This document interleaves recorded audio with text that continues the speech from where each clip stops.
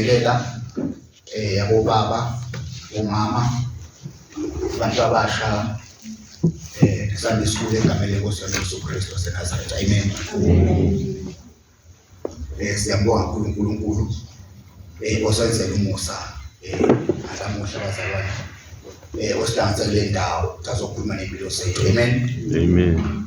Ngoba sengishilo ekuseni mangisasisa la igama lami uMelusi sinzisiwe umfana uNkulunkulu ngizelele letono tami umusa kaNkulunkulu afike nempilweni yami ngelinye ilanga. Amen.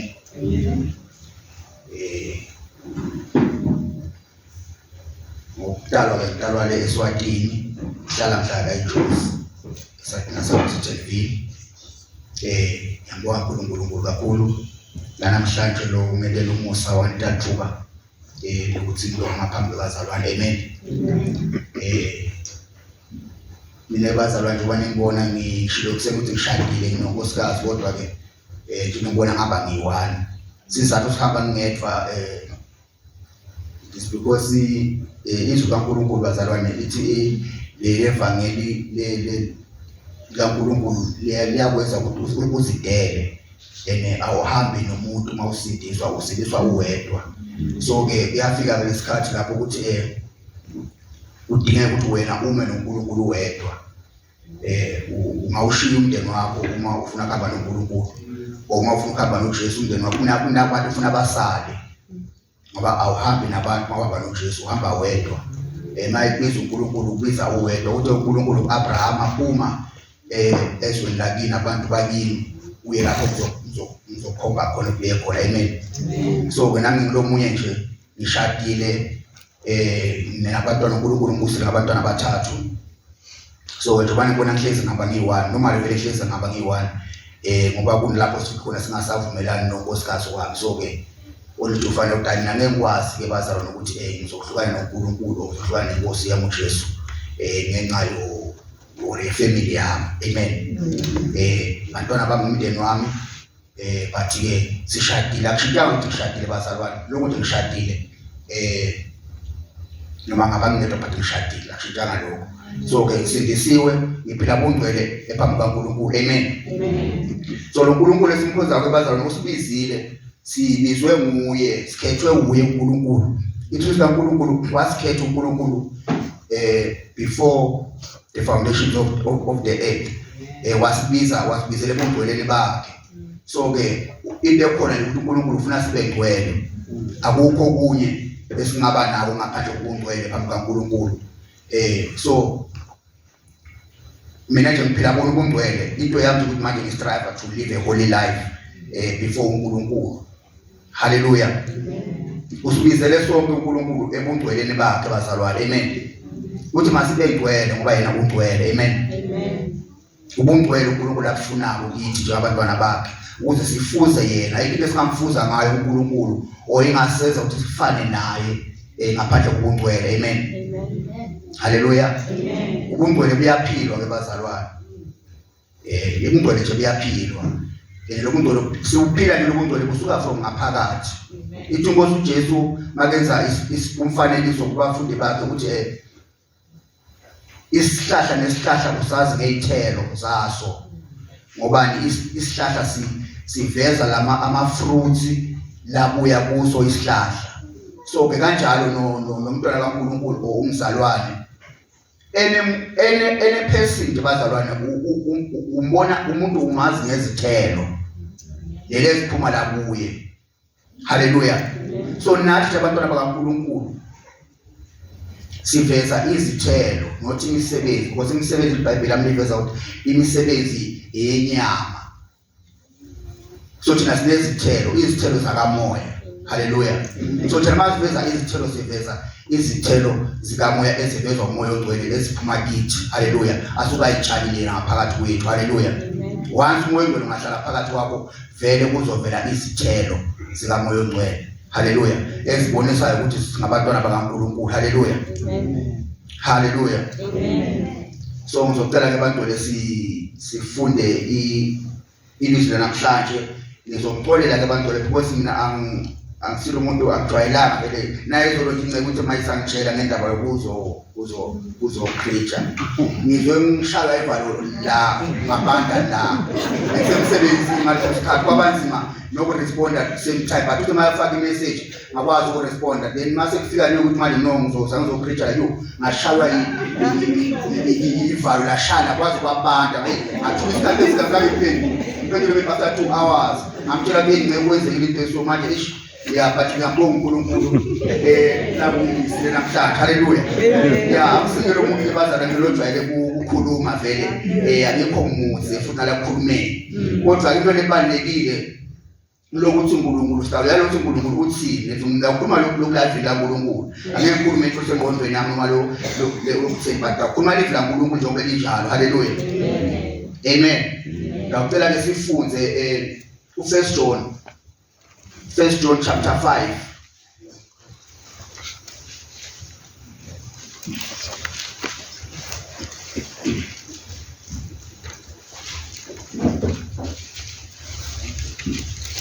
John uqala Sahloko 5 sifunde verse uqala from verse 11. Amen.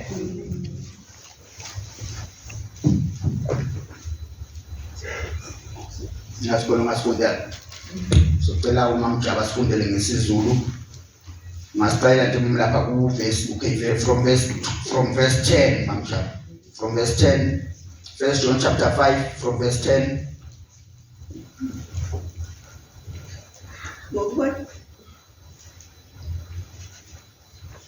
Ngokuka Johani uqala chapter 5 from verse 10 Okholwa indodana kaNkulunkulu unobufakazi phakathi kwakhe. Ongakholwa nguNkulunkulu umenze umqambi manga. Ngokuba ongakholwanga ngobufakazi uNkulunkulu abufakazile ngendodana yakhe. Verse 11 Yilobo ubufakazi ukuthi uNkulunkulu usiphile ukuphila okuphakade. Nalokhu kuphila kusendodaneni yakhe. Amen. Hallelujah. Amen. Okholwa indodana kaNkulunkulu unobufakazi. Hallelujah. Amen. Okholwa indodana kaNkulunkulu unobufakazi phakathi kwakhe. Ongakholwa indodana umenza umqambi manga uNkulunkulu. Kodwa okholwa indodana kaNkulunkulu unobufakazi.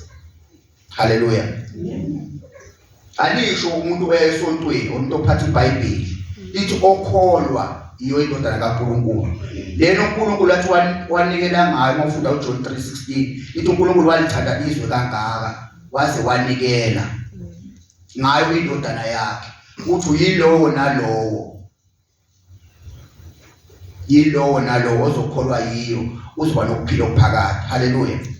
So lithi la onokholwa indodana kaNkulunkulu unobufakazi kuye. Haleluya.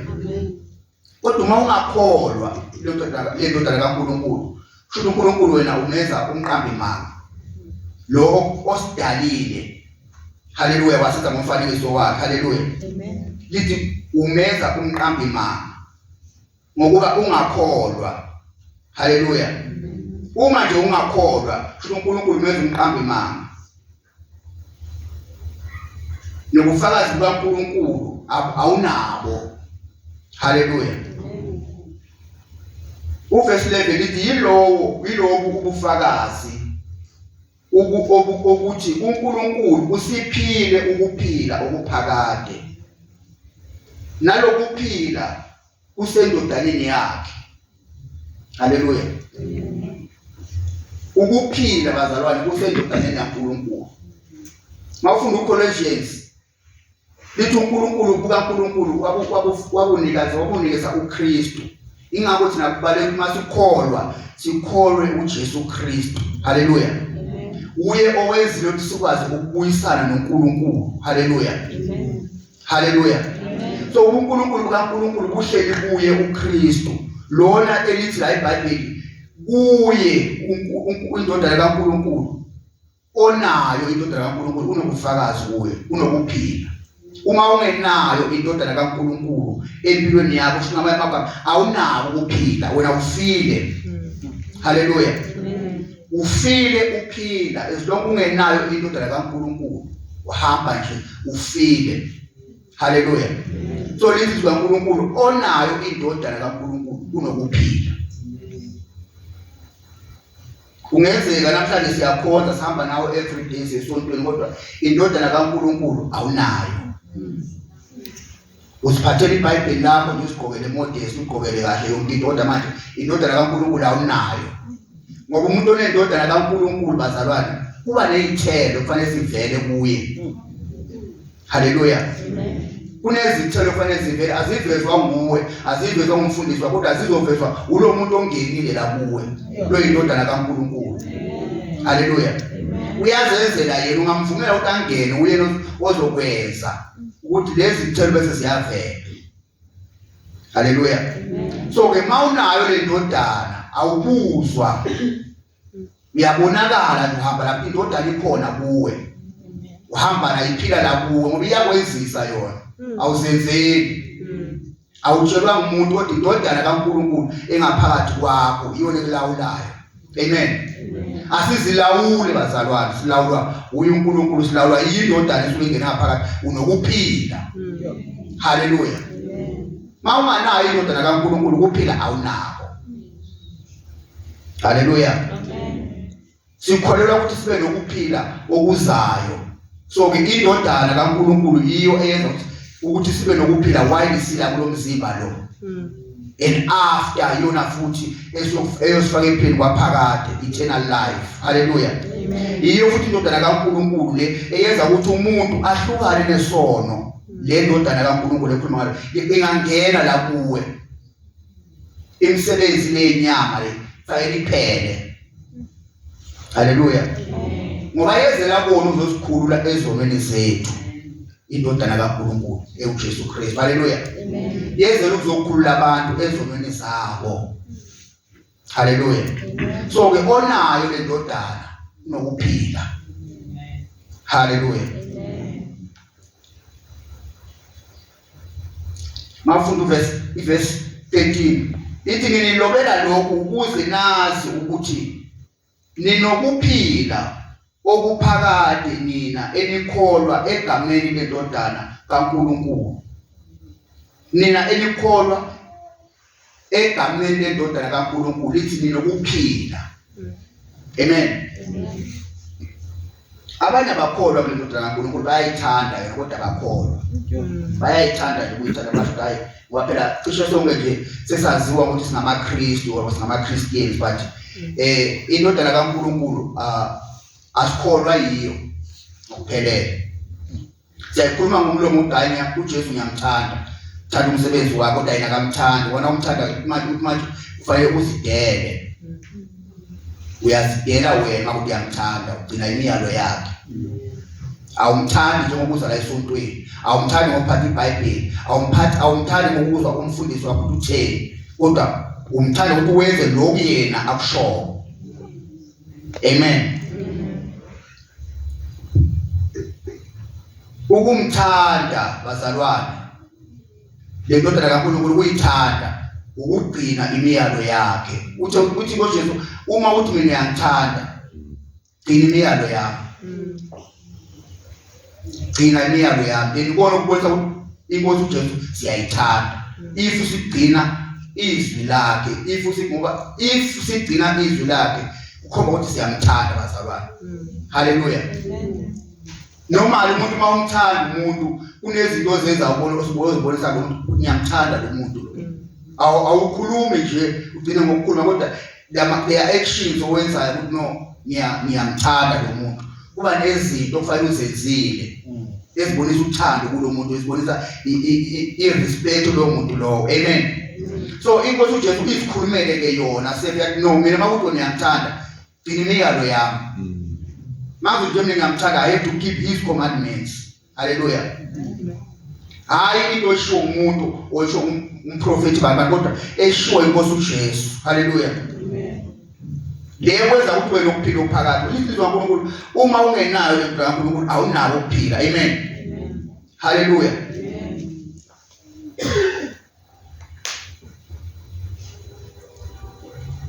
Ithi yilesi isibindi enginaso kuye sokuthi uma sicela utho ngokwentando yakhe uyasizwa. Haleluya. Uma sicela utho uyo indodana kaNkulunkulu iyasizwa uNkulunkulu. Amen. Haleluya. Le ndodana esinikeza ukuphila. Haleluya. Amen. So yona le ndodana kaNkulunkulu esinikeza ukuphila iyona futhi esikhululayo konke kufa yonke ukufa kungaba khona emzimbeni yethu. Uma una le ndodana kaNkulunkulu ekuphila izifo ziyaphuma emzimbeni wakho. Amen. Ngoba yona ikuphila. Uma ungenwe ngiyo uba nokuphila. Uma ungenwe ngiyo uba nokukhululeka. Haleluya. Awusaboshwanga ungathola le ndodana kaNkulunkulu ingene kuwe uyakhululeka. Noma ngiluphi ihlobo lwesifo noma ngiluphi ihlobo lwemimoya ungangena uJesu uyakhululeka. Amen. So kubalekile kakhulu uma siza epheli kaNkulunkulu size naleyo mentality manje sizofuna ubuso kaNkulunkulu. Amen. Sizofuna indodana kaNkulunkulu ezosikhulula ezonweni zethu. Amen. Haleluya.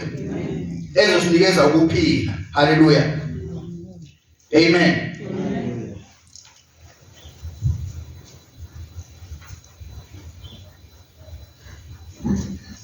Yes, lithi onayo bazalwane indodana kaNkulunkulu unokuphila. Amen. So sicela sifunde uJohn 8.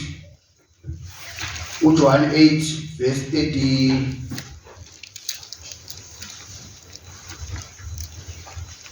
verse 32.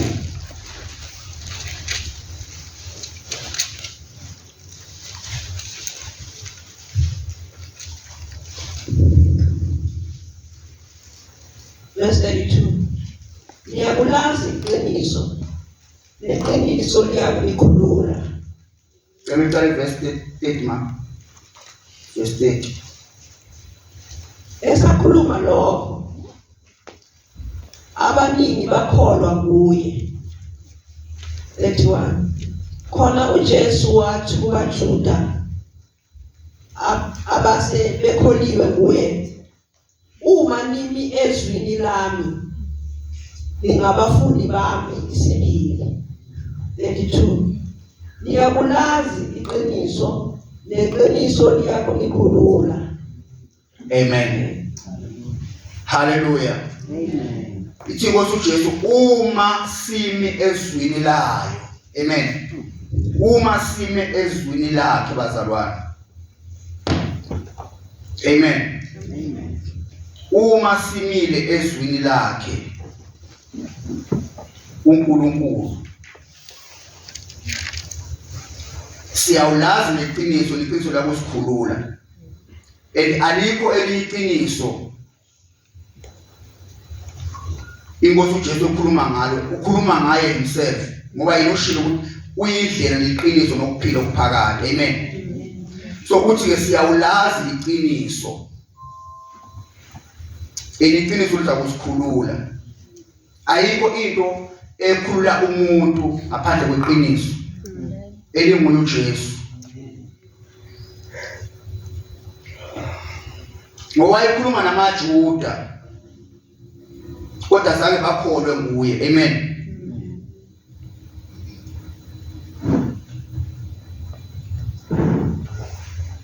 Wathi uma nina nizwa lamazwi ami, amazwi ami ningafundi ningabafundi bami sibili.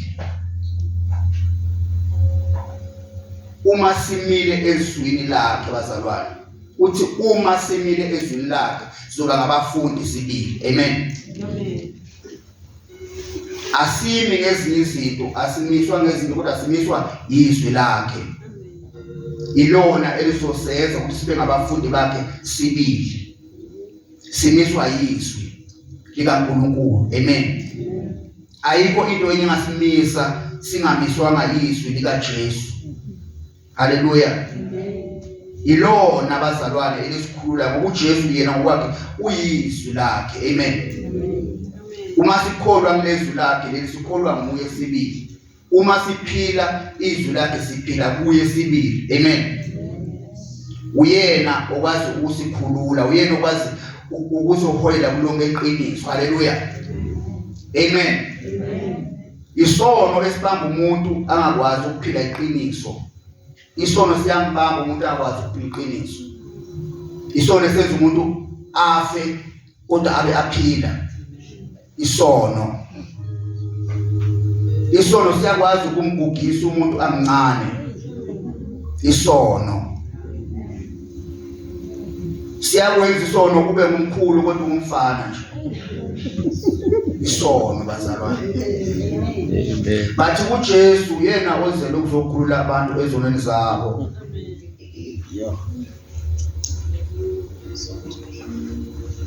Uyambona umuntu sometimes uma uyambheka ubone umuntu lo hawu leyo umfana omncane kodwa manje iminyaka yakhe ayihambisani nale stage akuso ngenxa yesono. Haleluya. Uyaba nje umgogo usisi omncane ube ugogo nje. Hayi indawo ukuthi ugcoke ngale udress cha. Ngoba isono siyambugisa umuntu. Ubonakala ebusweni nje umuntu udliwa isono lo.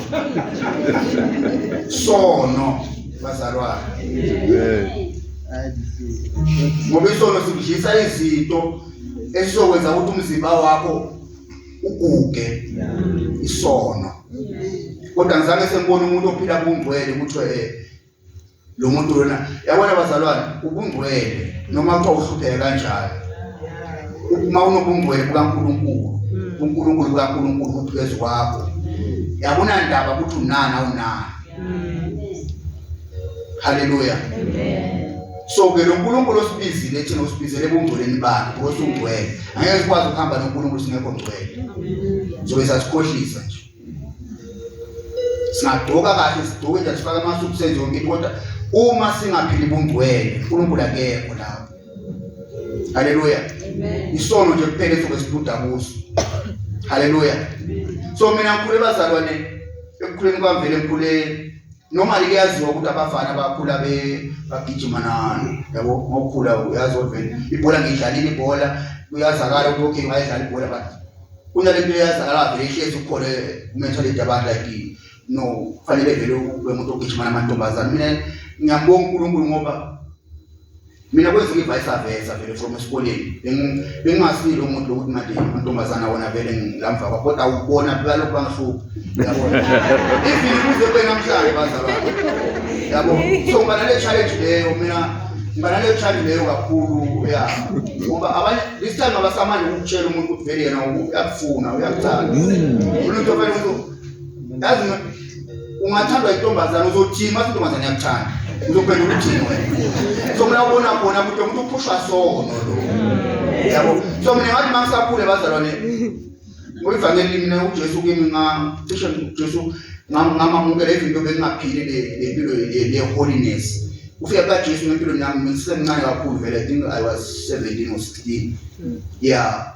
But ke kwangisiza lokho ngoba le ngikhule nabo mina ngoba ngikhuluma ngesono kanje ngikhuluma ngento kwangiyazi ukuthi ngibonile isono abantu sibadlavaza kanjani isono. Siyakudlavaza isono.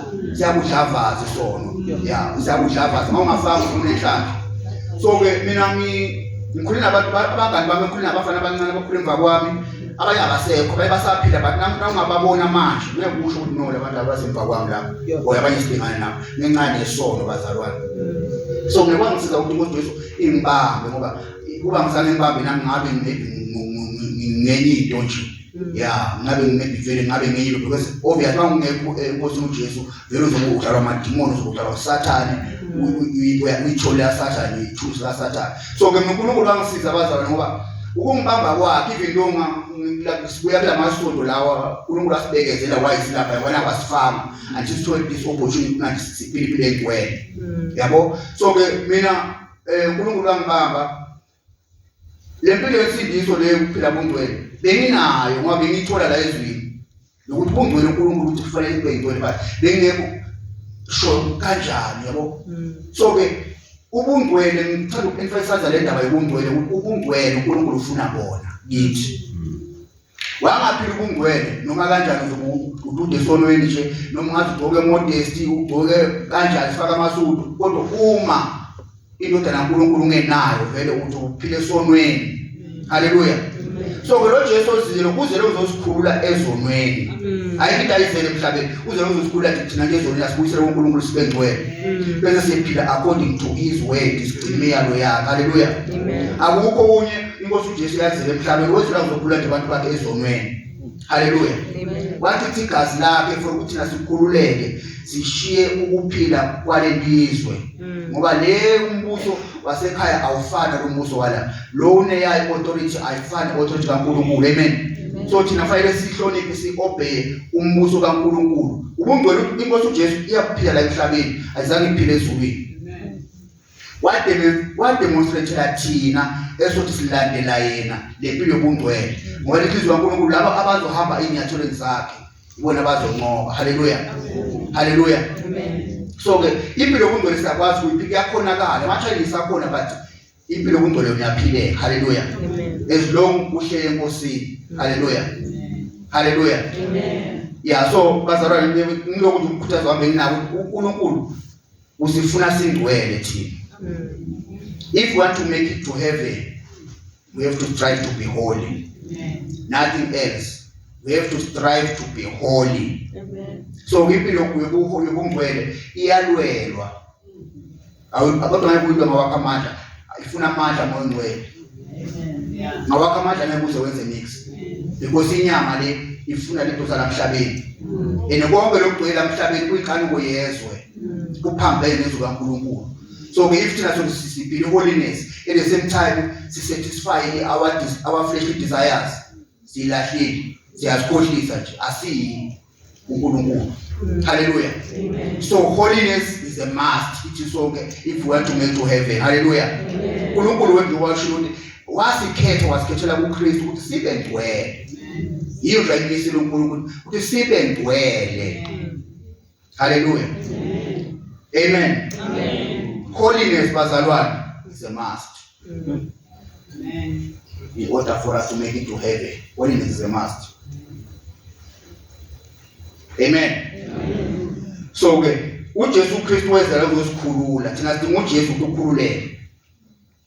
uJesu nje ngangena la ehlizweni yakho mangumzalwane uyakhulula kuzo zonke izinto kuzo zonke izibopho ezikhona ezila emhlabeni ezifaka uSathane impilo zethu nasemindeni yethu. uJesu uzele uzosikhulula kuzo zonke lezo zinto lezo. Akekho umuntu ongasikhulula. Hallelujah. Amen. Hallelujah. Amen. So mawufunda ku Ephesians chapter 5 iyasitshela iBhayibheli ngendaba imisebenzi or fruit of the spirit or imisebenzi yenyama. Because iBhayibheli kunomehluko lapho. Alisho ukuthi fruit of the spirit or fruit of the flesh. Alisho kanjalo. It's the fruit of the spirit and imisebenzi works of the flesh. Hallelujah. Flesh, works of the flesh and the fruit of the spirit. Hallelujah.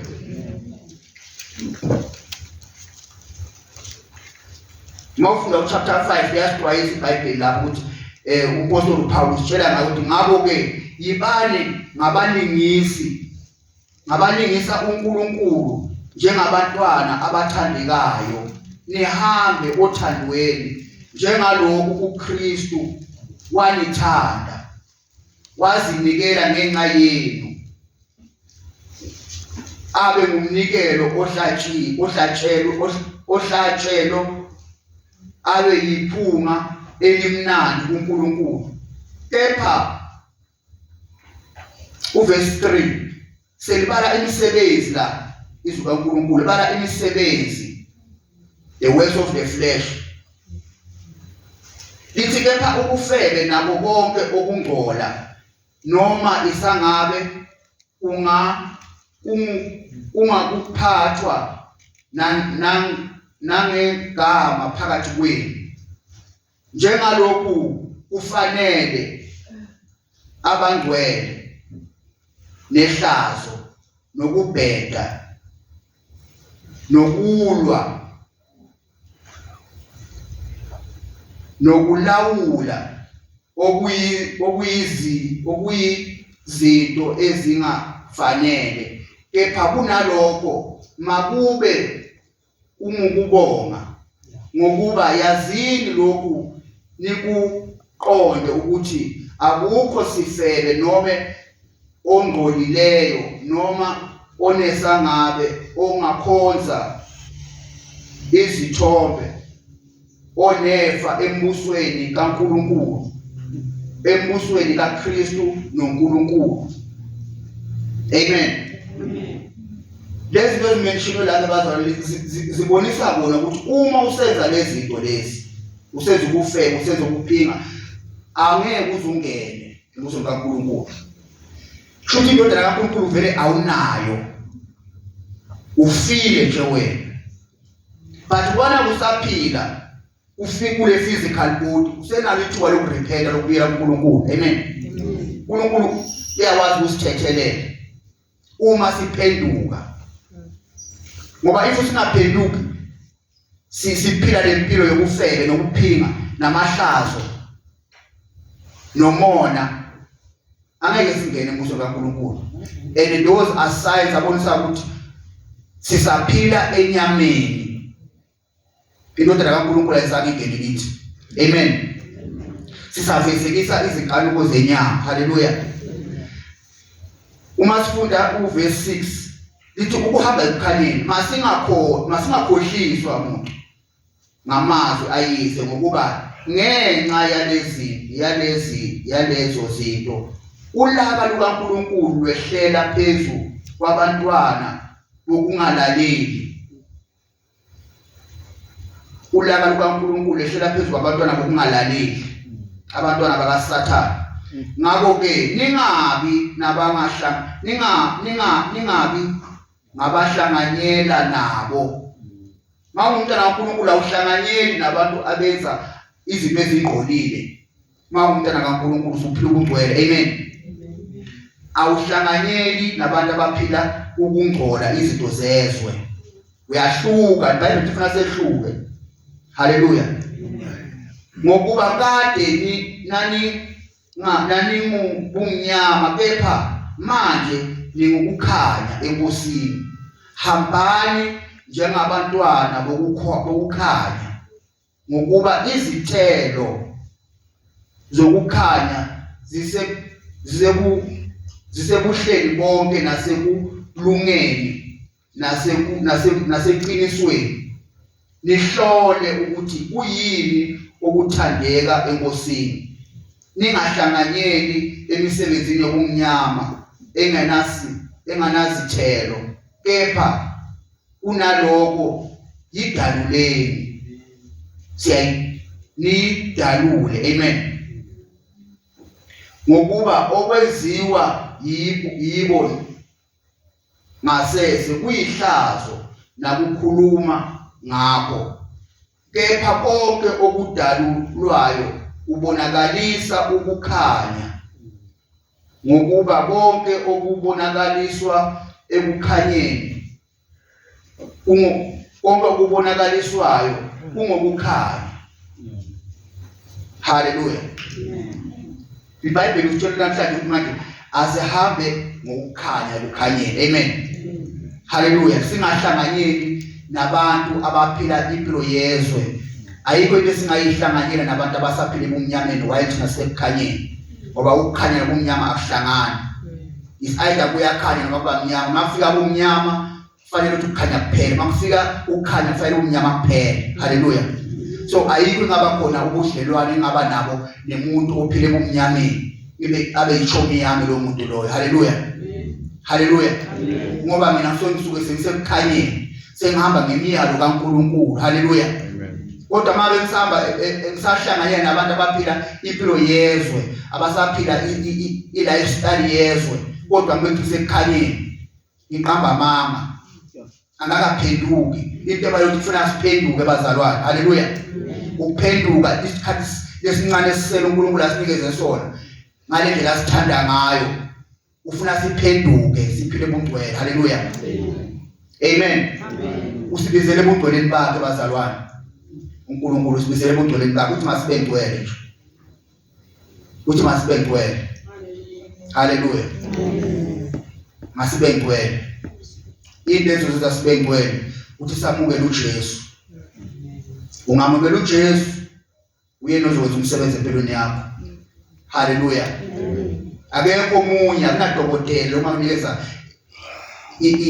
iliyeza lokuthi uhlukane nesono alikho uJesu kuphela uhlukanisa umuntu nesono uJesu kuphela uhlukanisa umuntu nesono so ukuze ukuthi mina nawe sikwazi ukuphila ubungcwele sidinga nje uJesu asilawula ahlale ngaphakathi kithi ukuthi manje uzohamba nathi asenze yonke into uma sihamba naye haleluya uma yena ahleli kithi uma sihlala kuye nathi uzohlala kithi haleluya amen so umlomo umlezo wami ofishane benginawo namhlanje uNkulunkulu awubeka ubekile enhlizweni yami ukuthi ebazalwane uNkulunkulu osibizele ebungcweleni bakhe so let's strive to live a holy life angicabanga ukuthi ukhona umuntu okhona la ongathi akasindiswanga wakayamukela ukuthi maye khona uNkulunkulu akamsize anikele impilo yakhe enkosini uJesu amen ukuze asindiswe ngoba uNkulunkulu uthi uthanda ukuthi bonke abantu basindiswe bafike kulazini iqiniso eliqiniso ufuna silazile indodana yakhe uJesu Kristu ngoba lo ngenayo uJesu kaNkulunkulu ufile lo muntu akanako ukuphila haleluya so kusibe nokuphila sidinga inkosi uJesu sethelwe izono zethu sidinga inkosi uJesu haleluya amen so ngicela ke sihlabelele kafishane ingoma yokudumisa yese nginikeze la ku Ncebo imic amen